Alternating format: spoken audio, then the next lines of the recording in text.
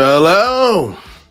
Good morning, good evening, good day, good afternoon, and aloha. Hold on, let me do this. There we go. Welcome back to another episode of Blue Reviews.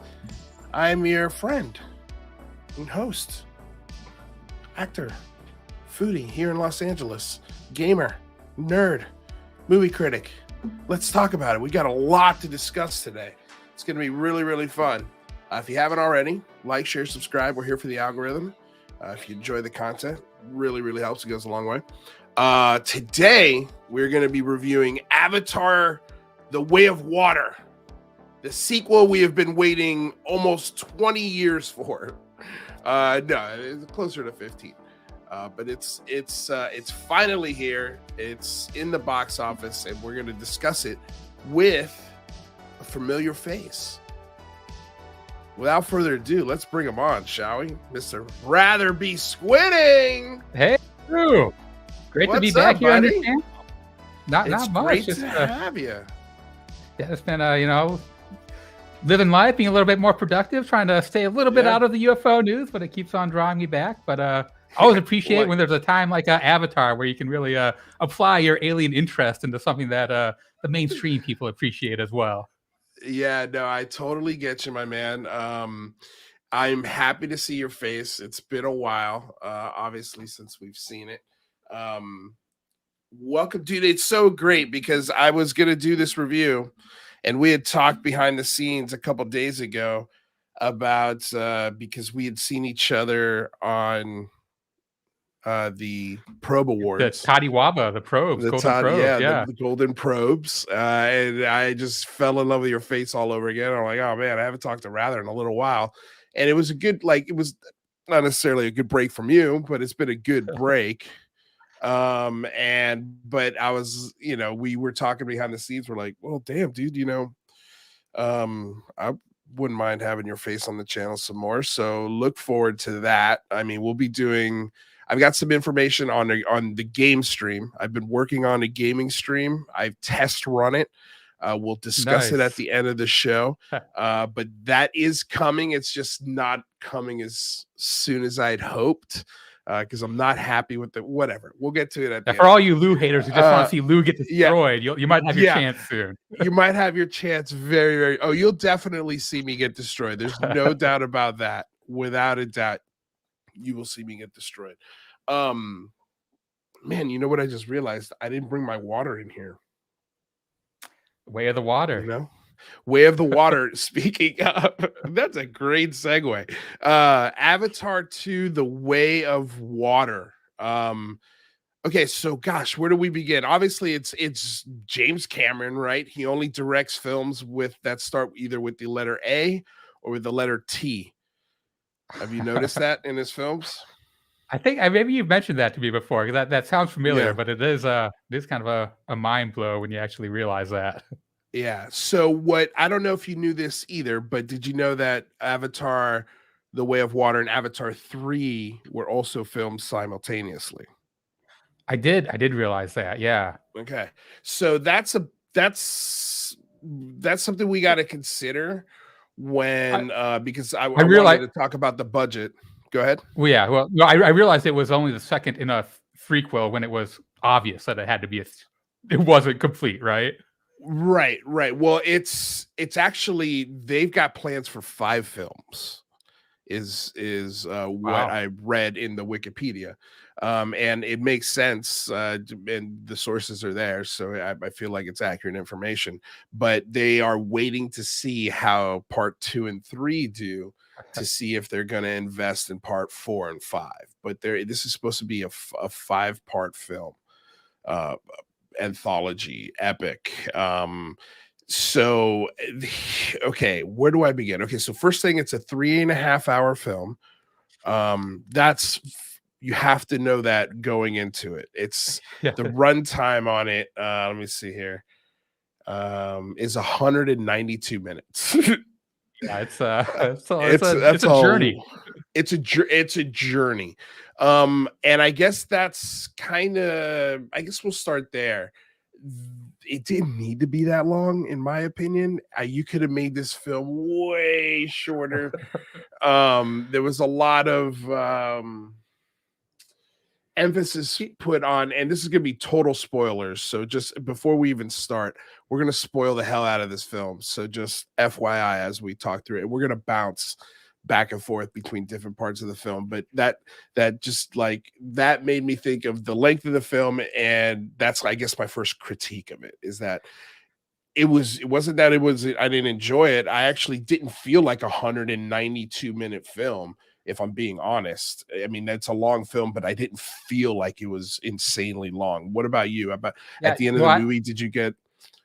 I went and saw that at like a 9 p.m. show, so I was kind of like expecting that I might fall asleep and kind of being like, all right, if I fall asleep, I'll fall asleep, whatever. But I was pleasantly surprised that I was like engaged throughout it, and although it did, I did check my watch a couple times.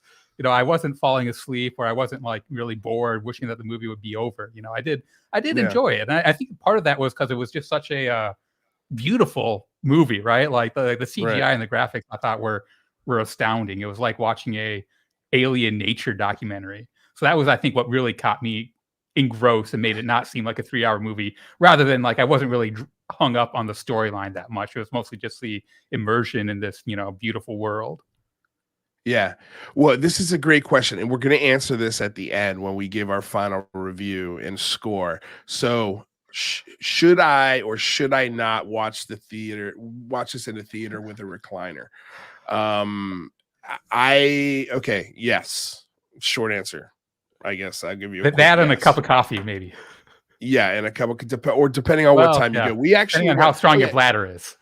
Yeah, so I don't know if you have these up in where you're at in the Pacific Northwest, but we have a movie theater chain out here called the Alamo Draft House. Have you ever been to it? I've been to. I know of places like that. Yeah, where they serve you food and drink, and you can. Yeah, nice seats. So the cool thing about this movie theater, and gosh, I'm really upset with myself because I thought of this idea in early high school, like 10th grade, the idea of movie recliners, beers, and real food at a movie theater brought to your seat. Like, awesome. But anyway, the cool thing about Alamo Draft House is that it's got an 80s retro feel to it. So the theater is very much modeled after 1980s, mall movie theater, and it's awesome. They've got it's just for an experience as a moviegoer, the Regal cinemas and the very like over corporatized, very clean, simple movie-esque type of ambiance that they put in these newer movie theaters. Whatever, great. Not really for me. Alamo Draft House, if you're going to watch a movie, I highly recommend going to watch it at Alamo Draft House. They don't have the biggest screens, but man, it feels like I feel like a kid every time I walk in there and go to see a movie. I had to just sneak that in there. So nice. With that said, okay, so yeah, there could have been a lot of things taken out of this movie, but with that said, I mean, I think James Cameron did an okay job. I mean, it's not his best film. It's not his. I mean, what is his worst film? That's kind of I don't know. Is Avatar: Way of Water James Cameron's worst film, and what does that mean? Because it's still a good movie. Yeah, I mean, I would say that it wasn't as good as the first Avatar. If you're just judging them by the Avatar movies, I thought it was still good, but it wasn't. See, here's the thing. The first thing I kind of said when I walked out of the theater, I was like, I don't really care about this world anymore. It's like 15 years after the original film came out. I believe the original film came out in 2009, if I'm not mistaken. So it's been a long time since we've seen these characters and this world on film. And I feel like it's almost too much too late, if that makes sense. Yeah. Did you watch any like a YouTube recap of the first movie or anything like that? Because I didn't. I was like, man, this is going to be a 3.5-hour movie. I'm not going to watch another half an hour to get prepared to it by rewatching what happened to the first one. Because I vaguely remember the first one, but yeah, it was 9 years ago. It's definitely not fresh in my memory, and I felt a little bit confused at times because of that. There's a little bit of a some weirdness. And I think that there are probably some just general what seem to be plot holes. Maybe they aren't actually plot holes and they're just memory holes in my brain. But there a lot of things didn't really seem that tied together necessarily. Even Yeah, I mean, I remember I saw the film probably about a year ago, and so it's pretty okay, fresh in my memory. Maybe I could fill some of those plot holes if you think they're plot holes, or maybe they're just genuine plot holes. Because I feel there was a lot of things, and we'll talk about this, especially the end of the film. There was just something so weird. Even my girlfriend, she whispered over to me, and we'll talk about it when we get to the end of the movie. But yeah, what were the plot holes you were thinking about in there? well, I guess the biggest one to me was the whole the first movie. They came down, they were searching for the unobtainium, right? The thing that is Right. anti-gravity, the cool Bob Lazar 151 element. Right. And Right. now they're like, we don't care about that anymore. Now we're looking for fucking whale brains, right? Whale brains, yeah. And yeah, Yeah.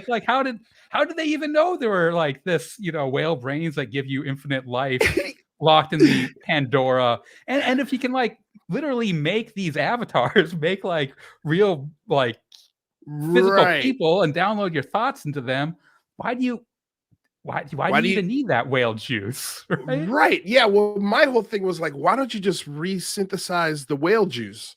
Yeah, yeah, Like right? you just remake it. Like I feel like our technologies is there, I mean, yeah, right? we're going light years. We're going to other Yeah. stars, right? It did no, okay, so that is a definite plot hole for sure, 100%. That's just yeah, where the logic it doesn't make any sense.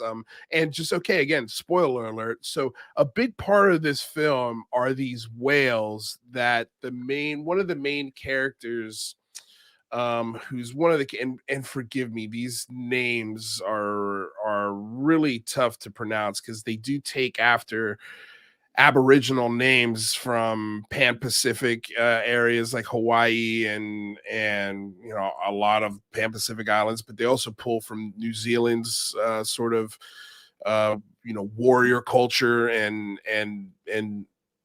so what was funny is they were getting a little bit of heat about that on this film. Um, I didn't find it offensive on that level at all, other than the voices and the sort of nicknames were all sort of melded and gelled together. The family didn't have the same accent. Like every one of the members of the family had a different accent. And I was like, what's going on here? So that was that. If you're going to point out something that I guess was kind of offensive, that would have been it.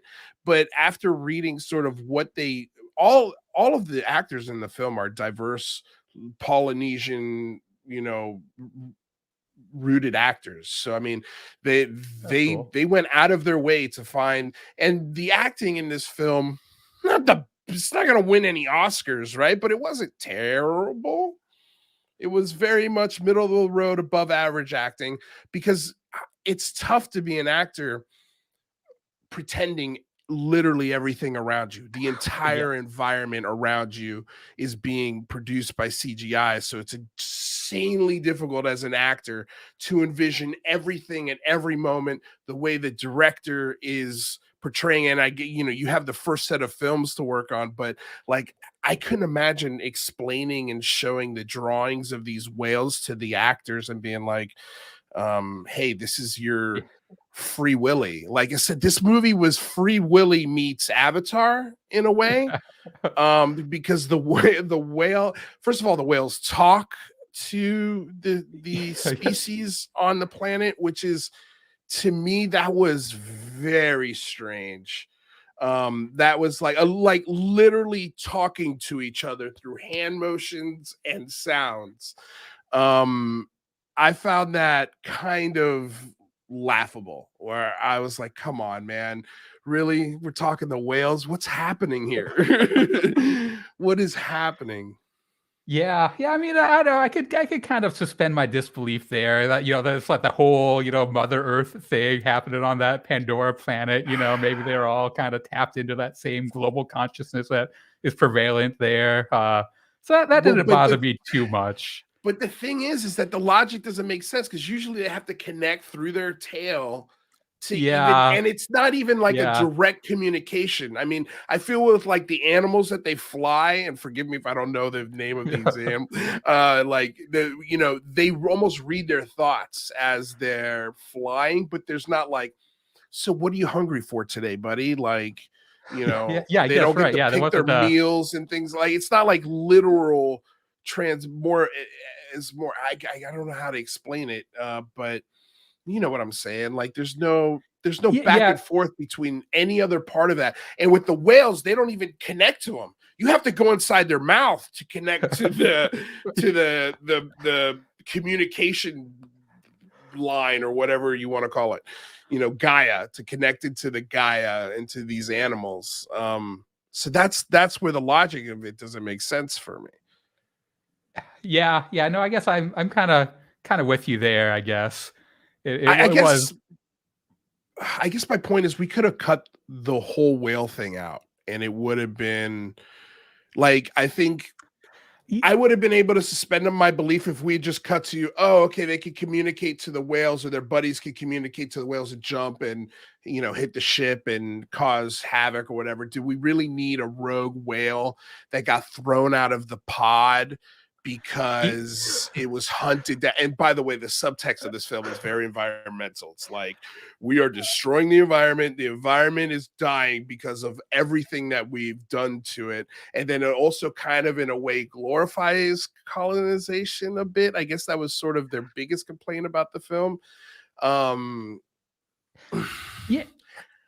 And I mean, so I mean, I pretty much I agree with all their environmental messages, right? Like, I think my Right. politics are pretty much the same as James Cameron on this. But Right. it did kind of that was the one thing that did kind of bring me out of my immersion of the movie, was when like those things were just kind of so over the top, right? Like they were obviously Yeah. parallels with with Earth, and it just kind of brought me out of it, right? Like even the whale, the outcast whale, like that there is an outcast whale on Earth, and I like almost seems certain that's where James Cameron got this storyline from. Oh, without a doubt. Yeah, there's a whale that is outcast that's broadcasting on its own special frequency, and no other whales will talk to him. So it's like, okay, yeah, like I see where you got that storyline from. And then the whole like hunting whales, where like the hunters are such complete assholes, and they're looking for the whales with the calf because they are the slow ones that they can pick off. Which is exactly what happens in Earth whaling, right? Like it's Right. 100% a parallel, and it's like, yeah, I agree. That's horrible, but it's like, come on, dude, let's see something cool and unusual and really alien out here in these alien worlds, not just very obvious parallels of what's happening on Earth. Well, he cut out 10 minutes of gun play or scenes with guns shooting because he's like, well, I'm tired of glorifying the violence. And I'm like, man, come on. Like, that's where I'm like, it's not glorifying the violence if it's justified.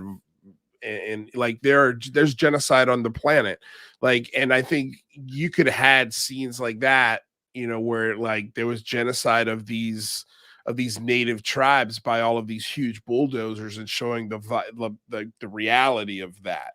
Or putting an oil pipeline through the middle of their jungle and it just happens to go through that big tree or whatever. Like those are things that you could show, and that are, here's the thing I want to see from Avatar is I want to see Earth's perspective on a global corporation going to other planets to get these resources that we use. Like I'm curious to know what the politics are on Earth. Like what's public opinion about going to another planet, killing off indigenous tribes, and just so we could bring back serum that keeps us youthful, literally the fountain of youth. We went from batteries to the fountain of youth in the film, which is whatever, that's fine. But you know what I mean? Like I would like to see, instead of Free Willy, which another question I have about these whales, how do they get their tattoos? Who tats up the whales, James Cameron? That's what I want to know. Like, is it at birth, after, for their first year? Like, where do they get the anyway? but you know what I'm saying? Like, we could have cut out all of the, there was, I see what Cameron was trying to do, in that he's like, okay, I need to show how this parts of this one tribe infiltrate or become, not infiltrate, but become part of this other tribe, and what are the dynamics, what do they have to learn when they're going from trees to the ocean, and I think you could have portrayed that much faster. And I'd much rather have seen, like, okay, what are the investors thinking about, these literal war crimes that this corporation's committing to get these resources. Like, to me, that would be a way cooler side of the story to see. What do you think? Yeah, no, I agree. And kind of like, a question that came up to me that was similar to that is that, like, us as an audience, we watch it and we empathize with the Avatar people, right? The what's the name of their race? I forget what it is. But it's the Navi. Not Navi. But it's like, so if they didn't look essentially like blue versions of humans, would we empathize with them as much? If there weren't, a race of people that, were looking like us, if they were just the whales and the other sea creatures that were like, that we were killing, like, would we care? Probably not, right? Like it is like, it's interesting. Yeah, it is just kind of an interesting philosophical question. Like, even if we go and, go to Europa and we find out there's, some intelligent undersea life, and we, would we really care if we go and just take all their resources? I don't know. I think it's kind of an interesting question that kind of went unanswered and kind of not even addressed, really. Yeah, no, they didn't address it at all. But I mean, again, we've got the way part 3, and just again, I'm hopping all over the place, but Stephen Lang's character, sort of the big brute of the, I've got the IMDb, why don't I just use this? His character name is Quaritch, the main antagonist, essentially. It feels like they're setting him up to have a redemption in part 3 and 4.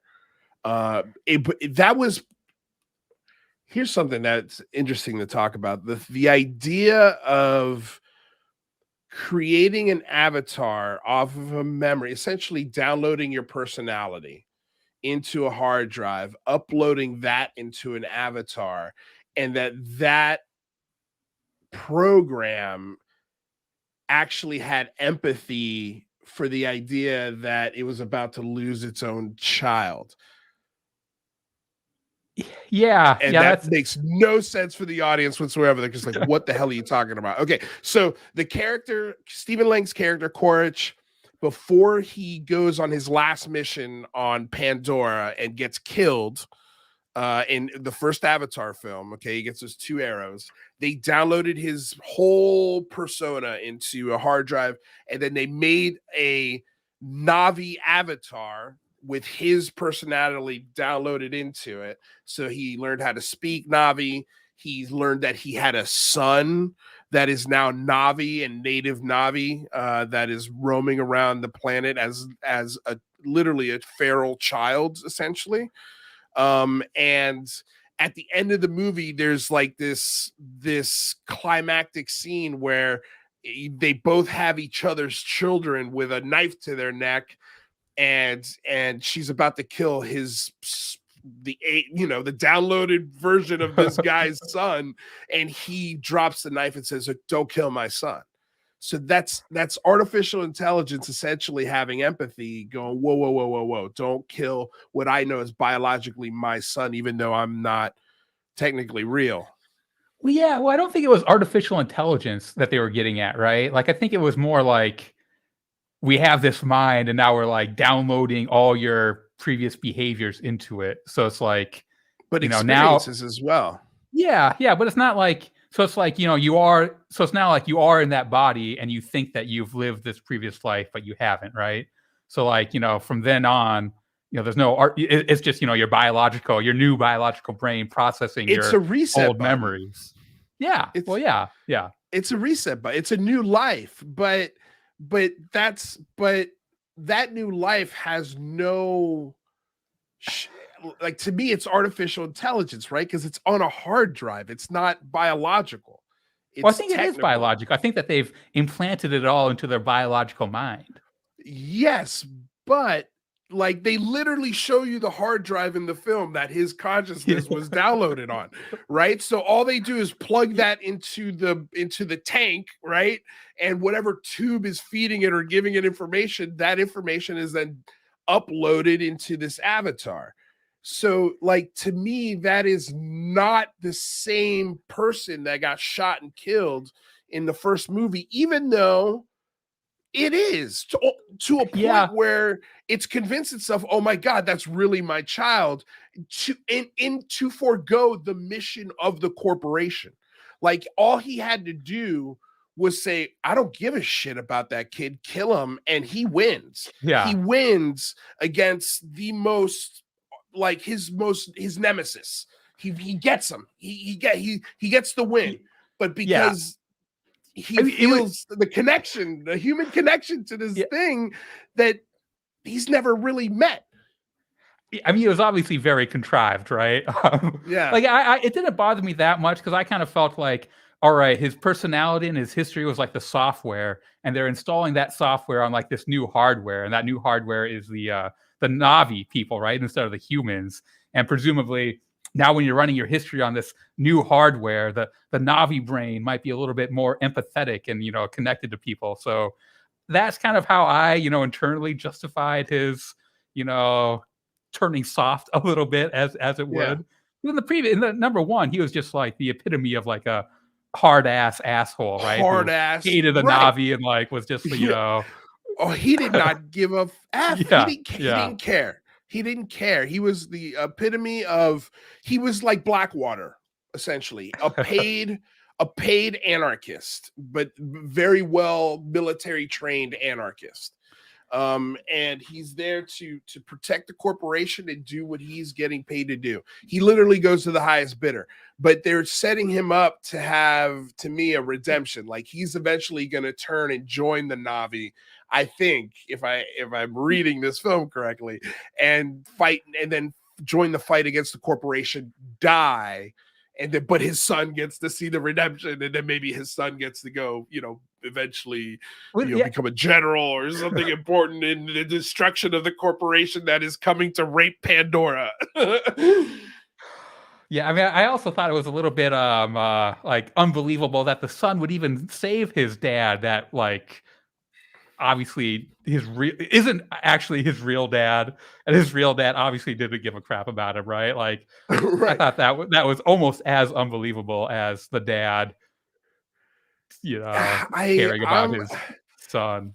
well, the sort of the one plot twist that I didn't see coming was Zoe Saldana's character, Natiri. She had the knife to his neck. That scene, wasn't expecting that. And so from that action, I could understand, because essentially he saved his life in that scene. He Yeah, saved his yeah. son's life, like by saying, no, okay, I give up. You've got the upper hand, even though you don't. And so to me, that was a really cool scene for a lot of reasons, because there's so much that happens to get to that scene. And I think that's where I really dug the movie, in moments like that. And that's where I think James Cameron really shone or Yeah. shined. I don't know how would I say that, but he was, that was perfection right there, because there's so many philosophies and ideas being thrown around there. But I find it fascinating that the avatar, especially like if you're a corporation and you have the ability to download somebody's complete personality, wouldn't you just be 1 billion% sure and take out the anomalies or the things that might be in conflict to your mission? Yeah, Um yeah. Why not just create a completely contrived personality that you absolutely know is going to do what you want, right? Yeah. Right. Or just run that memory through literally simulations and see, okay, what is this guy going to do if we put him in these moments where he meets his son, or maybe all of, and just simulate a billion different things that could happen and see what he does every time. And I have a feeling he would do the right thing. Yeah. Because he does it twice in this film. The first time when they're torturing his kid, and he comes in and he stops the torture because they're essentially waterboarding him, right? That's essentially the scene, but they're doing it with like an electroshock sort of spinning contraption. It was cool. Actually, I kind of dug that. That was really cool. But yeah, he stops him there, and then he stops his son's death by the hand of his stepmom, essentially. So there's redemption. I feel like the third film will be this guy's redemption, and I think death, and then the fourth and fifth film will, like, I'm curious to know, would the Na'vi, because now I'm kind of projecting into where these films are going, but do you think that the tribes eventually adopt technology and use it to go back to Earth to bring the fight to them? Because if that's where it's going, that would be awesome. That would be awesome, dude. And sort of I would forgive a 3-hour film with a lot of fluff if that's where we eventually get to. So I'm kind of reserving judgment on the score here. We will give a final score in 2030 when all these movies are done. But that would be awesome. That would be cool, right? Like, so where do you think the films would be going if not in that direction? Can you foresee any other directions that could possibly go? Well, I mean, the obvious seems like there's going to be a final battle on Pandora. They're going to, cast the humans out forever and for good, right? Like that obviously has to happen at some point in the movies, right? Right. You would think.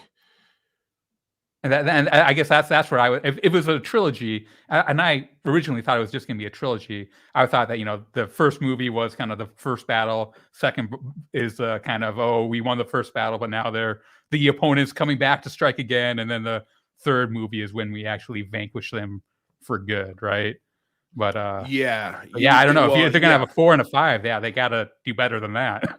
Well, they definitely have. They're in pre-production for I think it's 5 and 6. Let me read it again.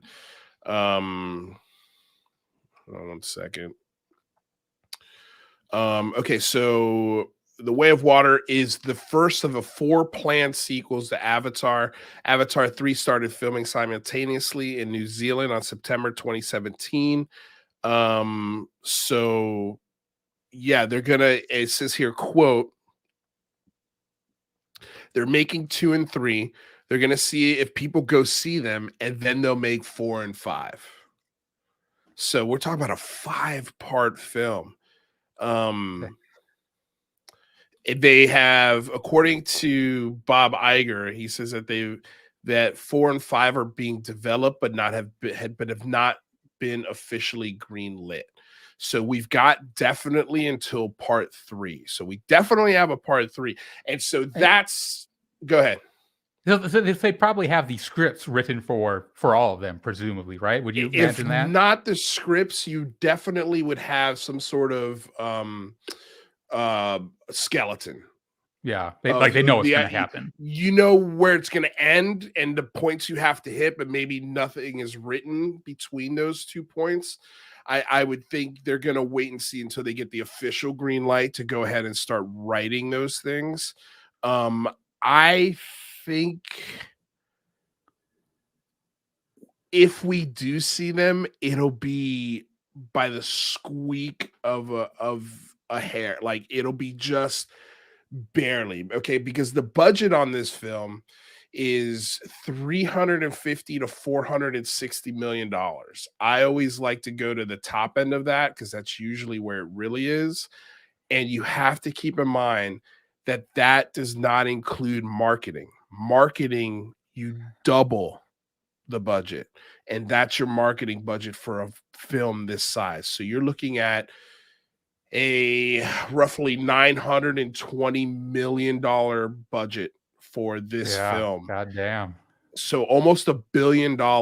And I know this sounds crazy, but it's only grossed 1.4 billion. So it's only made its money back plus almost half of the budget. So it's made 50% of the budget back. Yeah, that sounds like a success to me, but I'm not very in tune to the movie world. It's barely. Yeah. I think it's the 11th highest grossing film of all time behind Spider-Man No Way Home. So it's not a failure whatsoever.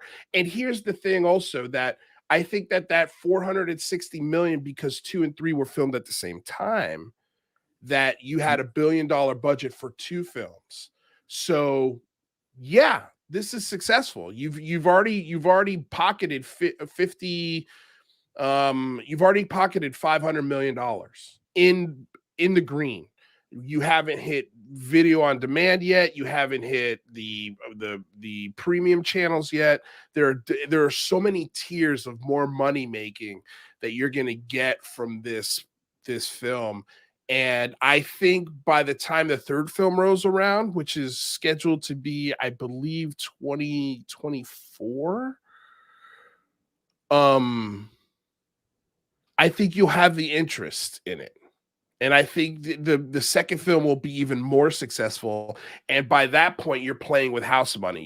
You would, I think you would have to again rebudget for marketing. So again, another 500 million for marketing. So technically speaking, we're even, but everything you make on part 3 is house money.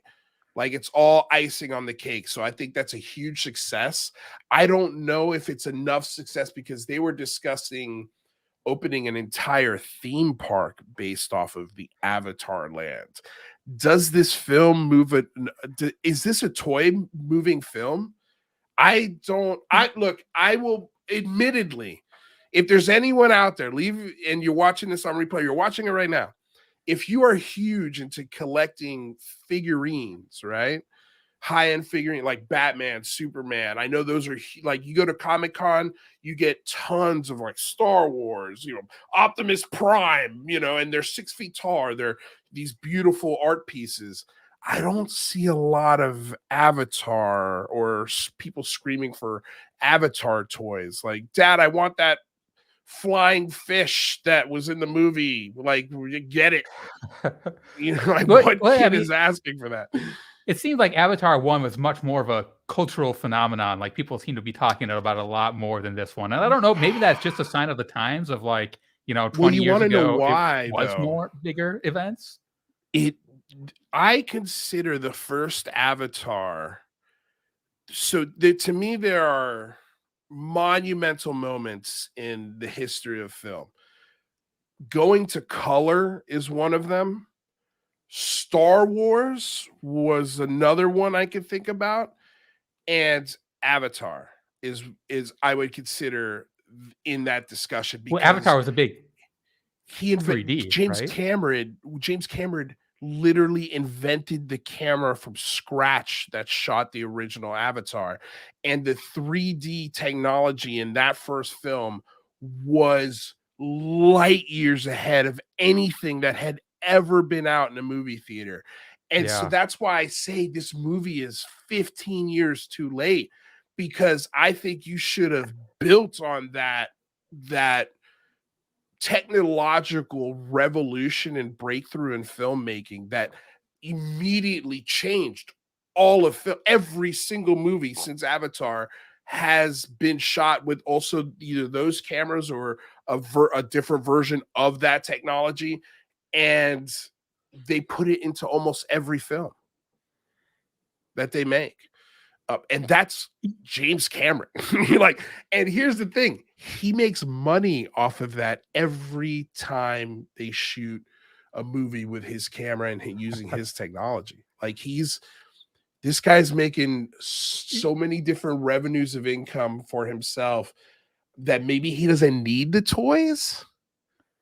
Now, I'm literally, as I'm talking about it, I'm like, coming to the realization, oh wait, yeah, you don't need toys because you're selling the technology that you're producing to make these films, and you trademark and patent those things to make your, like, he's literally Lucasfilms. He's George Lucas Well, yeah, essentially. and I mean, also, I get the impression that probably James Cameron, his own personal motivation probably isn't just the money, right? It seems like this is almost a No, labor of love for him, where he just wants to without a show these doubt. worlds, and that's probably why it's 3.5 hours long, right? Because he's just so Yeah. in love with this world, he wants to show every little bit of it. Yeah. I I agree with you. I agree with you. I'm gonna give, and if I was a studio head, I would give James Cameron all the rope in the world. So as far as I'm concerned, we've broken even on one film, and the next film that comes in is going to be all bonus.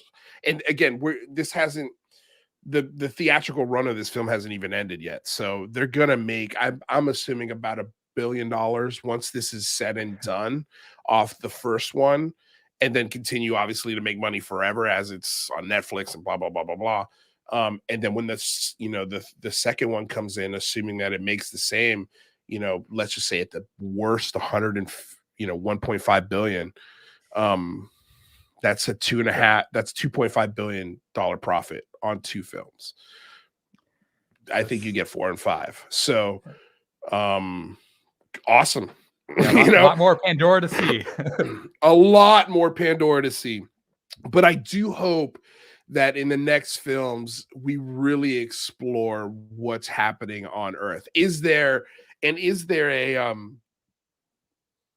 resistance that wants to help the natives on Pandora? Yeah, are we all assholes? Right. Like, or do we all, or is everyone on Earth just like, nah, fuck them whales. Let me get some of that. Let me get some of that Sweet whale juice. Yeah. that sweet whale juice. Dude, that was such okay. Let's also talk about the thing. I don't know if you stuck around for the credits, rather, at the end of the movie. It was just some gorgeous whale shots, right? Gorgeous CGI whale shots. I was like, I don't care about this. I wasn't, to me, and I didn't watch it in 3D because my girlfriend gets dizzy at the 3D. I didn't care. Like, she looks over at me and she goes, I swear to God, this was her word. She goes, the fucking Weekend.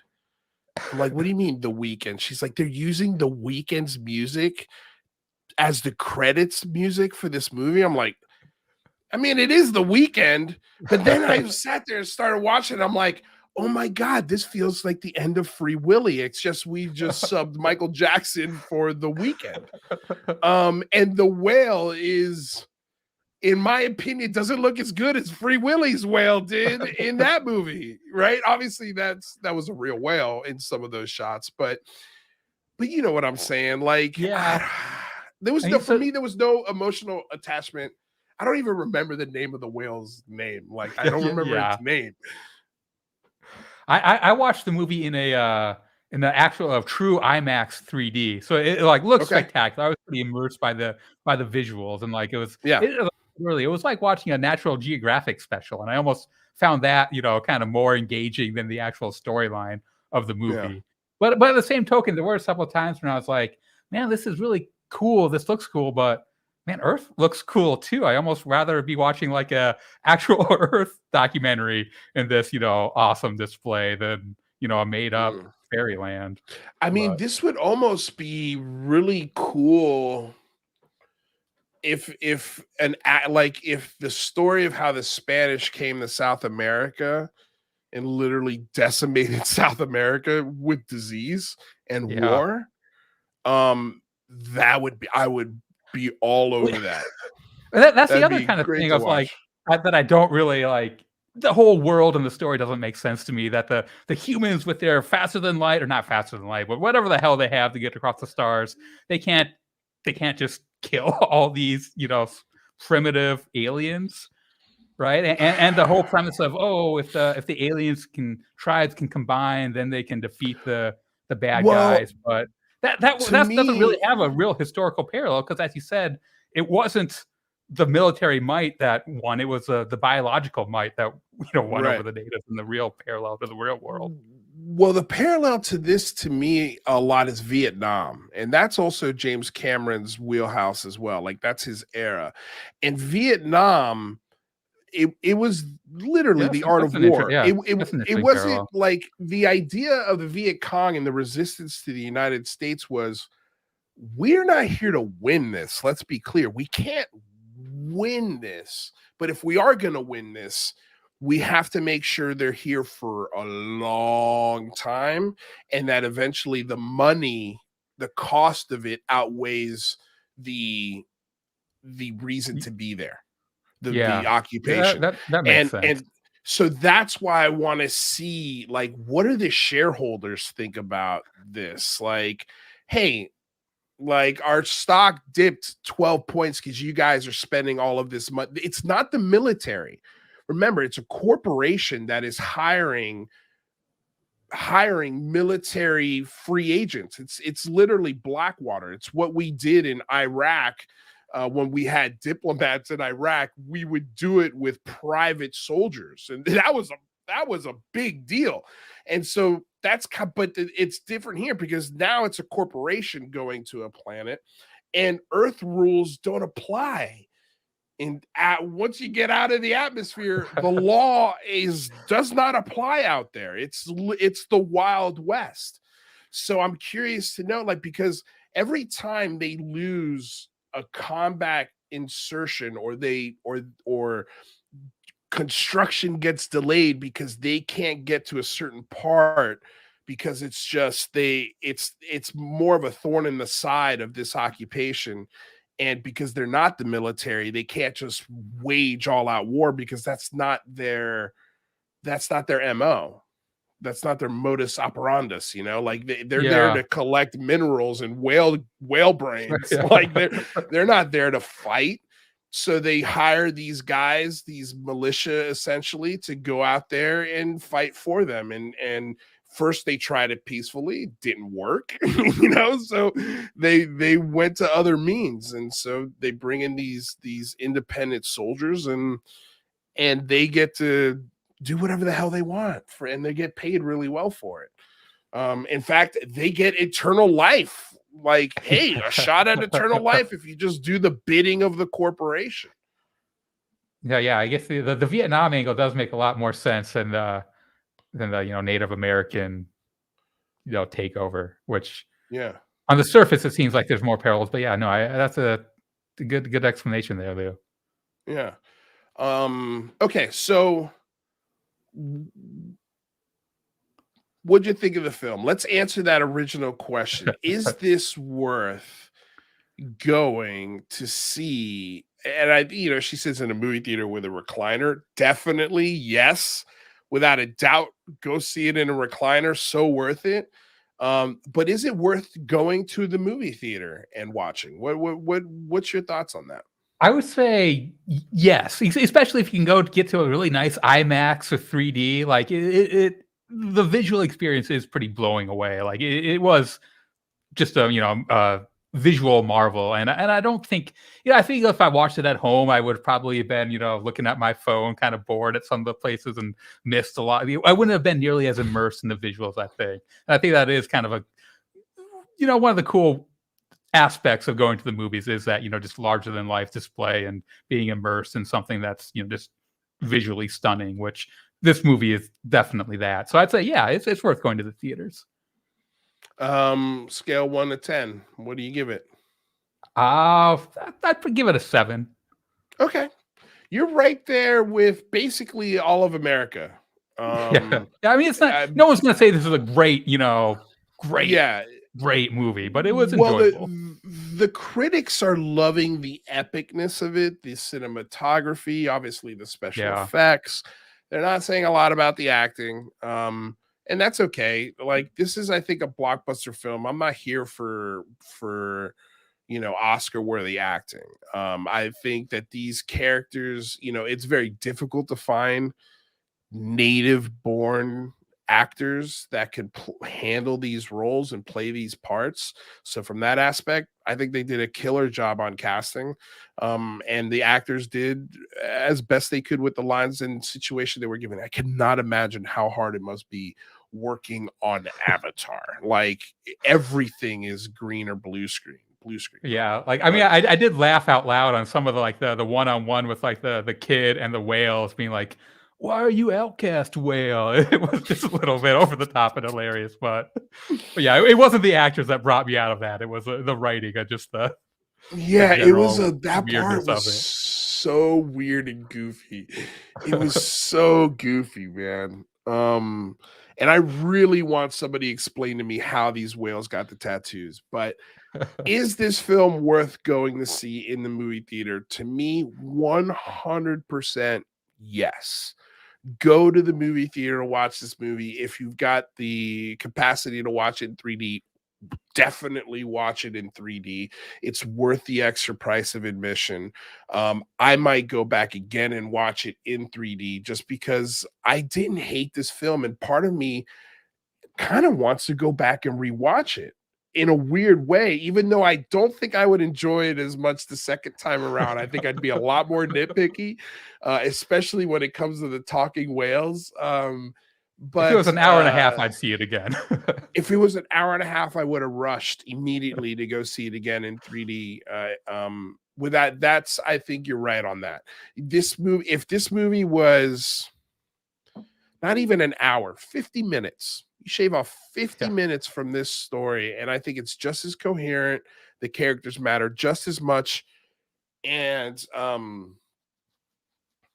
I think the rewatchability of it would have been higher. On a score, I'm going to give it a 6.5, but I'd be willing to come back and revisit this score once we get the other 3 films, if we get the other 3 films. Because this could be a pretty decent filler between those two, although I just cannot imagine how whales are going to play in the part 3. It's going to be difficult. Part 3 or 4 and 5 are going to be very difficult to write, especially if you keep it just on Pandora. So I'm interested to see where they're going to go with part 3 and 4. Part 3, and then if we're lucky, we'll get 4 and 5. Yellow Goblin's agreeing with you, saying that James might be going back to Earth, which I agree. That would be killer. Yeah, I think it would be excellent. Let's see here. Okay, there was one thing I wanted to talk about. Okay, so this is the end of the movie where they had this huge battle between the tribes and this huge hydrofoil boat, that was hunting the whales. Yeah. The war starts, and then about 5 minutes, once the eclipse happens, everyone's gone. Where did everyone go? That was the one thing. Both me and my girlfriend were like, where the fuck is everybody? Why is all of a sudden this war went from 300 people down to 12, maybe 11. Yeah, that was quite bizarre, wasn't it? That was so weird.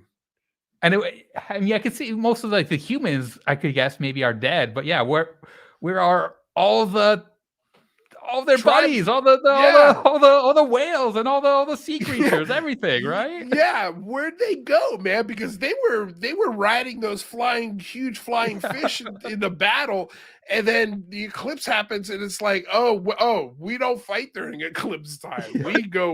We're like, where did they go? Do they pray during the eclipse? If so, that was a pretty awesome strategic move. But I mean, shit, dude. Like, I was like, it was jarring to be like, oh wow, this is gonna be cool. This is gonna be cool. Where'd everybody go? Yeah. Well, yeah. I mean, that just seems like another just giant plot contrivance. It seemed like if you're watching this for the plot and expecting it to really make sense, it's not necessarily the movie for you, right? I think that the atmosphere, just being there in Pandora, is really what this movie is all about. It really, really is, man. I mean, I think you hit it there. It's almost as if he did a nature documentary about Pandora. Yeah. Yeah, I And mean, yeah, you throw exactly. some action in on top of it, and it's like, okay, we got a killer film here. Yeah. Like, and we're like, yeah, we'll see. let's see what the numbers say. I think, man, it's crazy when I said it at the beginning of the stream, but this might be his worst film. And that's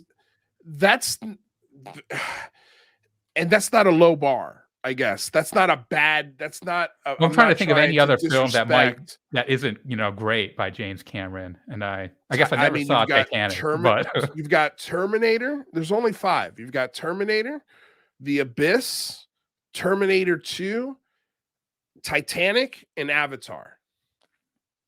yeah, so I never saw Titanic, so that might be the only You never saw one. Titanic? I mean, that was another. How long was Titanic? Was that another that was even longer than Avatar 2, wasn't it? That was about the same like about 190 minutes was Titanic. I But remember I that am back then. I had a hard stand against that flabbergasted. back then. I'm flabbergasted that you have not seen Titanic. It's worth a watch. Yeah, You I mean, gotta watch it I at know the least story. once. I know the story. I know how it ends. I'm pretty sure I know how this movie ends, and you're right. I can't argue that. I mean, it's a huge spoil. The name of the film is a big spoiler. Yeah, Ship sinks. Wow, you haven't seen Titanic, but anyway, yeah, I didn't love Titanic. Wasn't a film for me though, but I could respect the filmmaking behind it and the director behind it, and the acting was superb. I mean, it's Kate Winslet, Leonardo DiCaprio at sure. basically the beginnings of their careers. I think this is the worst James Cameron movie ever, and that's a Still crazy good. statement. Still really good, and it's still really good. So again, worth going to see the movie theater. If you can, try and see it in IMAX. I know James Cameron wants to see it. He wants you to see it in IMAX. They shoot James Cameron and Christopher Nolan, I think, are one of the and Quentin Tarantino, I think, are the only directors that shoot on 70 millimeter IMAX film. They are old school guys, old school directors, and I love that about James Cameron. And so, I want to say you don't owe him anything, but if you can, shell out the extra couple bucks and watch it in 3D, because I promise you the work he's put into it, it's worth it. Yeah, it's something different. It's definitely different than the other movies going Than around. any other 3D film you will ever see, ever. Yeah. I mean, this guy actually cares about 3D. They were discussing it a couple years ago. He was trying to work on a process where you wouldn't need the 3D glasses to see the 3D as in the clarity that you do with the glasses. So, but then he had to walk that back. Yeah, because that technology is just we're far away from that. But anyway, yes, go see it for sure. I wanted to, before I get out of here, I wanted to tell everybody, obviously that Rather will be coming back, throughout the shows, depending on what we're going to be doing. But okay, so Rather, you're a gamer. I enjoy dabbling. I game. Yeah, you've enjoyed dabbling. Okay, so you and I have got to discuss, because I hooked up a capture card to my computer. I actually did a couple of test streams on Twitch, and I took them down, so nobody really saw them. It would have been, trust me, you would have gotten a kick out of it. I can't get sound from the game onto the computer, but I did get the game working. I was able to stream it, but it's choppy on my end. Like I'm not a good gamer already, so add lag to it and I become even worse. So I definitely don't want to do the channel with that kind of lag, but I have it working. But the thing is that it's gone from a capture card to now I need a new computer. There's no other way around it. There's no other way to do it. So I've got to save up for a new computer, which is going to take me about a month. I hope less than a month. Hopefully things work out where we can make that happen a lot sooner, and we'll be inviting Rather to come game with us. But I'll talk to you behind the scenes, Rather, on what you might need, because I was thinking about upgrading to one of those Mac Minis, because the processing power on those things are insane. M1s, yeah, they really are great. So I think that's where I'm kind of leaning toward. But look forward to that. I'm genuinely working on getting that done for you guys. I want this to happen just as badly as you do, I can assure you. So stay tuned. It's coming. I still, you know what happened? I went to Disneyland, Rather, and I started editing a review for Disneyland. Oh, nice. And I in the middle of it, I've been busy.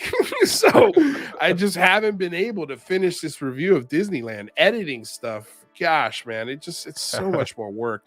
I really do love doing the live shows a lot more.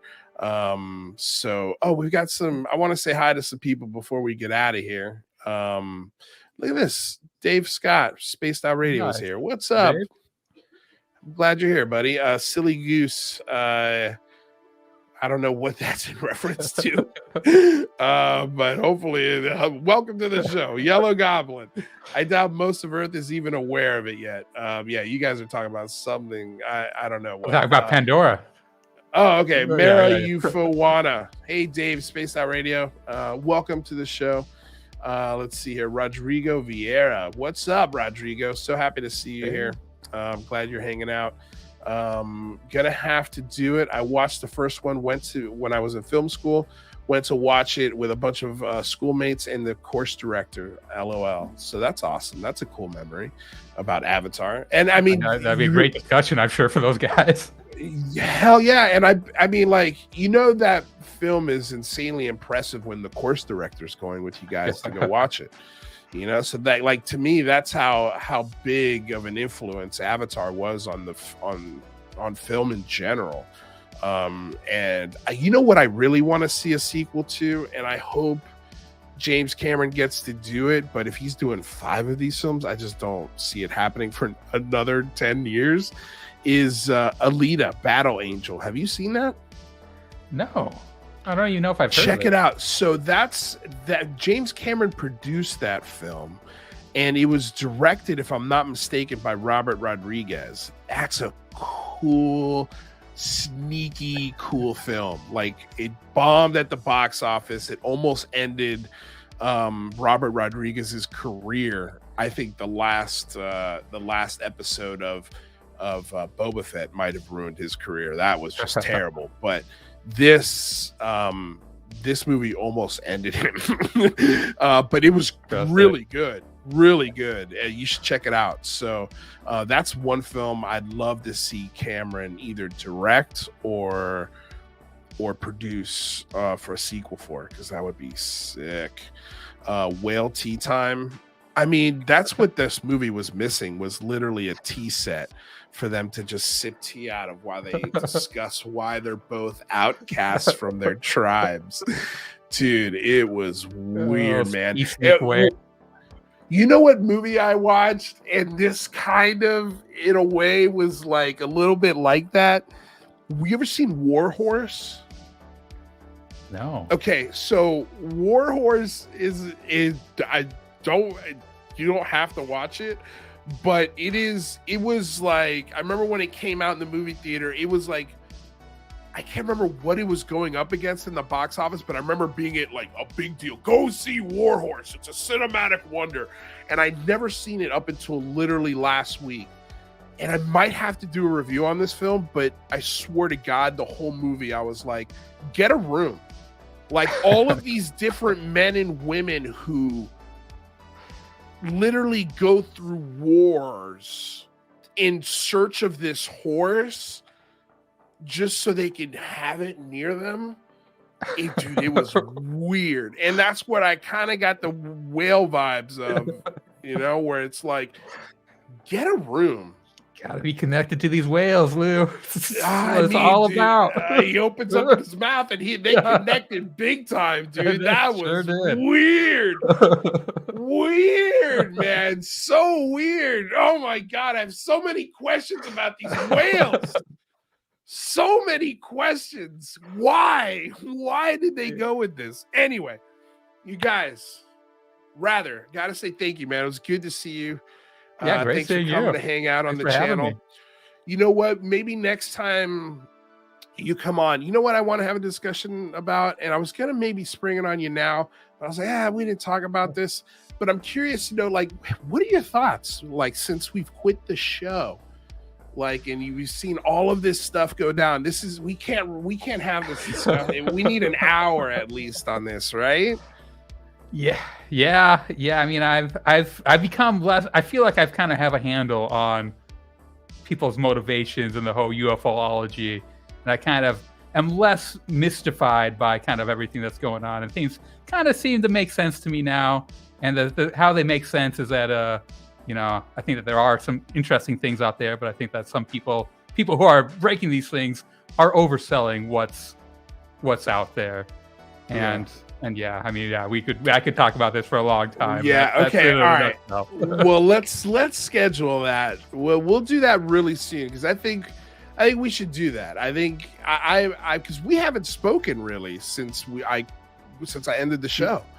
Yeah. We haven't really picked each other's brains, and I think that's a good thing because I think our views will be maybe similar, but also insanely different on sort of how the community's reacted to facts is insane. But again, yeah, we'll dive into this in a later. If you guys want to see this, comment in the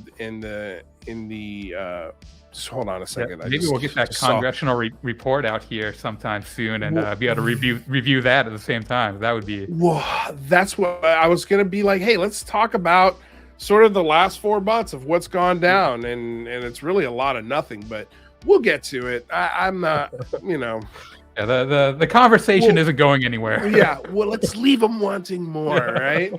So we'll hit up that conversation. I think you guys will get a kick out of it.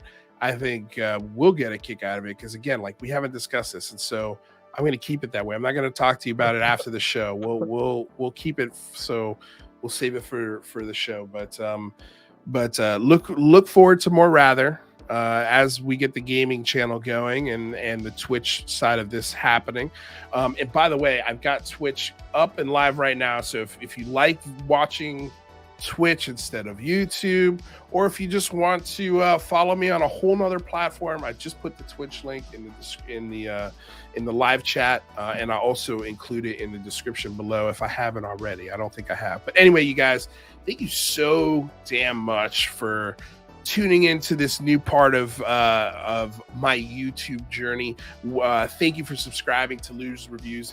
If you've listened this long and you haven't subscribed, what are you doing? Hit that big red shiny button, smash the like button, comment down below. The algorithm loves the comments down below. So if you guys agree with us, if you disagree with us, let me know down below. If you want to see another episode with me and Rather talk about UFOs and what happened since I quit the UFO show and the UFO scene, then leave it in the comments below. And if you have any questions for us on that, maybe we'll get to them in the next show. And I think you can leave donations in those comments too. So if you want to see Lou get his new machine there, maybe leave him $1 or $2.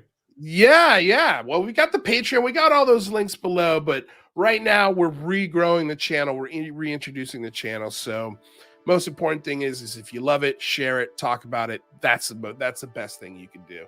I'll figure out the computer. Well, don't worry about it. We'll figure it out. It's not a crazy expensive computer, but it's super powerful. That's what I think about it. So anyway, we'll talk about that another day. Other than that, you guys, thank you so much. Again, ring the bell. I have no idea when I'm going to do these shows live.